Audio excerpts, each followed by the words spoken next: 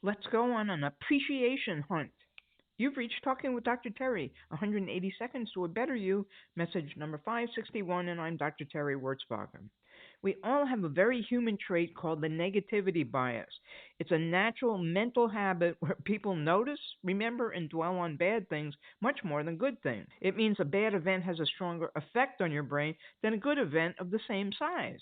This is a survival technique, and like many other survival practices, it still remains a vital function. Among other things, it can explain why we often recall and think about insults more than compliments, respond more, both emotionally and physically, to adverse stimuli, and dwell on unpleasant or traumatic events more than pleasant ones. Even when we experience numerous good events in a day, negativity bias can cause us to focus on the sole bad thing that occurred. It can lead us to ruminate on small things, worry over having made a bad impression, and linger on negative comments. Infants don't have extensive life experience to draw on.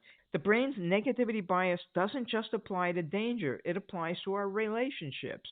Over time, we can become habituated to the people we live with. We stop seeing their kindness, their humor, their beauty, and instead we hyper focus on the socks on the floor or the top off the toothpaste thing. We know that negativity bias impacts our impressions of other people, our decision making, and our intention. As such, it can impact our relationship with others, not just loved ones, in several ways. It can lead us to assume the worst about people we don't yet know.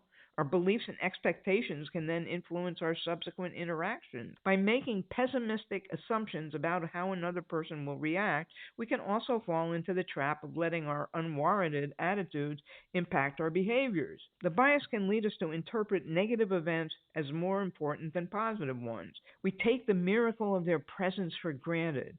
To renew a relationship, we have to actively practice positive scanning.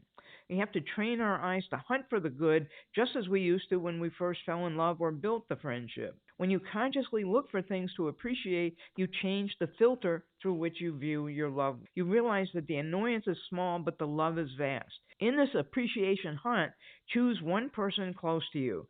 Secretly look for three things they do today that are helpful or kind. For instance, they made coffee, they smiled at you, they worked hard. Write them down. At the end of the day, tell them, I noticed these three things today and I appreciate you.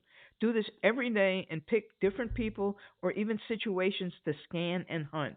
You can do it on the fly too. When you come upon something you're reacting negatively to, pull out your magnifying and scan for the good, and then scan for a diamond day.